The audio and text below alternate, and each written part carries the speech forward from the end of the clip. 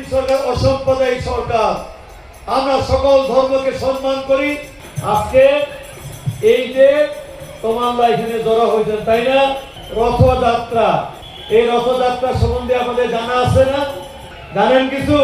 একটা আসে বসে আছেন, হ্যাঁ মুই তো জানেন না। এটা শুরু হয়েছিল বহু যুগ ধরে আগেও।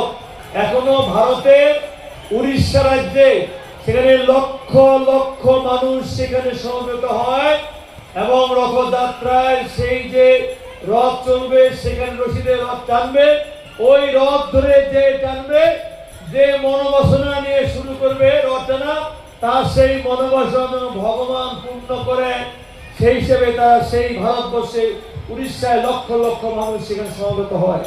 আমাদের এই বাংলাদেশের ধামরাইয়ের জগন্নাথে কমপক্ষে লক্ষাধিক মানুষ আজকে সমবেত হয়েছে এবং সেইখানে তারা সেই রথযাত্রার সেই রশি টেনে তারা তাদের সেই প্রার্থনা ভগবানের কাছে করছে।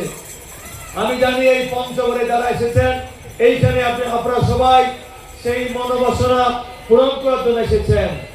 আমি মনে করি এই রথযাত্রায় রথ ঘুরবে, এই রশি টানবে, এর মধ্য দিয়ে আমাদের দীর্ঘ 700 বছরের যে ঐতিহ্য, হিন্দু মুসলমান বৌদ্ধ খ্রিস্টান একসঙ্গে বসবাস করা ঐতিহ্য, সেই ঐতিহ্যকে আমরা ধারণ করব এবং যারা ধর্মান্ধ, যারা আমাদের ঐক্যকে বিনষ্ট করতে চান, যারা হিন্দু মুসলমানের মিলনকে তারা বিভিন্নভাবে শঙ্কিত করতে চান, আমি তাদের উদ্দেশ্যে বলতে চাই, আমরা 12ই ফেব্রুয়ারি নির্বাচন দেখেছি। সেই নির্বাচনে আমাদের সনাতনরা কিভাবে অকুণ্ঠ সমর্থন দিয়ে ধানের শীষ প্রতীককে জয়যুক্ত করেছিলেন। আমরা ভুলি নাই আপনাদের অকুণ্ঠ সমর্থন। আমরা আপনাদের 12ই ফেব্রুয়ারি নয়, এর পরবর্তীতে আপনাদের স্বচ্ছন্দে নিরাপদে নির্বিঘ্নে আনন্দ উৎসবের মধ্য দিয়ে আপনাদের পূজা পার্বণ জীবনযাত্রা নির্বিঘ্নে পরিচালিত করতে পারেন, বসবাস করতে পারেন।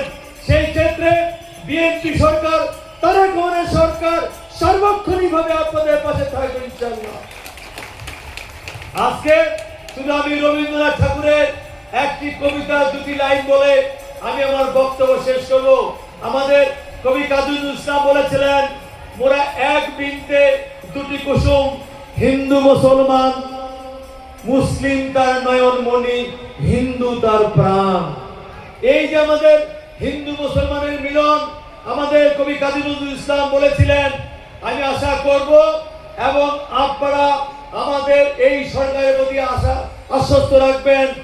আমি কথা দিয়ে যাচ্ছি, আজকে এই জেলার মন্ত্রী হিসাবে এবং বাংলাদেশ সরকারের পানি সম্পদ প্রতিমন্ত্রী হিসাবে আপনারা যেভাবে বসবাস করছেন, যেভাবে ধর্মকর্ম করছেন, সেইখানে নয়, আপনাদের ব্যক্তি জীবনে, সামাজিক জীবনে, পারিবারিক জীবনে যত সমস্যাগুলো আছে, সেই সমস্যাগুলো অবশ্যই একজন মুসলমান মানুষ সরকারের কাছ থেকে যে সুযোগটা পাবে, ঠিক ততদূর সুযোগ আপনারাও আমাদের কাছে পাবেন। কারণ আমরা বিএনপি সরকার অসাম্প্রদায়িক সরকার। আমরা সকল ধর্মকে সম্মান করি, সকল ধর্মের মানুষকে ধারণ করি এবং সেই অসাম্প্রদায়িক আমাদের সরকার আপনাদের সবাইকে নিয়ে আমরা আগামী দিনে এগিয়ে যাব। কারণ আমাদের মাননীয় প্রধানমন্ত্রী একটি স্লোগান দিয়েছেন, ধর্ম যার যার, এই বাংলাদেশটা সবার। কাজেই আপনার ধর্ম আপনি পালন করবেন, আমার ধর্ম আমি পালন করব। এই যে আজকে দেখেন এই রথযাত্রায় সনাতনের বাইরেও অনেক মুসলমান মানুষরাও কিন্তু আজকে উপস্থিত হয়েছেন। এটাই হচ্ছে বাংলাদেশ এবং এই বাংলাদেশকে আমরা ধারণ করব এবং কোন ধর্মান্ধ গোষ্ঠী, কোন জঙ্গি গোষ্ঠী যেন কোনোভাবেই আমাদের এই ঐক্যের মধ্যে ফারাক হতে না পারে, এই জন্য আপনারা সবাই সজাগ থাকবেন, আমাদের প্রশাসনকে সহায়তা করবেন। আমি ইতিমধ্যে ব্যক্তিগতভাবে আমাদের যে পুলিশের ডিআইজি আছেন তাকে বলেছিলাম, যেহেতু আমাদের পঞ্চগড় জেলায় অনেক সনাতন ধর্মে বসবাস করে, আজকে যেন স্পেশাল ফোর্স দিয়ে আপনারা আরো নির্বিঘ্নে স্বচ্ছন্দে উৎসবের পরিবেশে আজকে এই রথযাত্রা উদযাপন করতে পারেন, সেই জন্য প্রশাসনিকভাবে আপনাদের সার্বিক সহায়তা দেওয়া হচ্ছে।